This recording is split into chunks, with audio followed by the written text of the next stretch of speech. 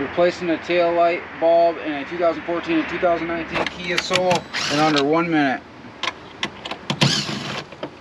Phillips number 2, preferably the long Phillips for your screw gun.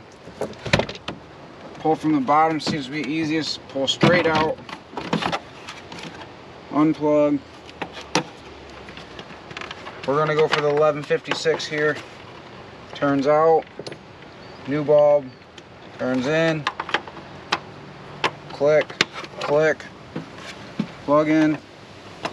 Only goes one way. If anything fights you, you're doing it wrong. 3 pins go into the quarter. 4 screws back in. Now you can pass your state inspection laws. 4 screws. And that's how you do it in under a minute. Thanks, Running Bear Central.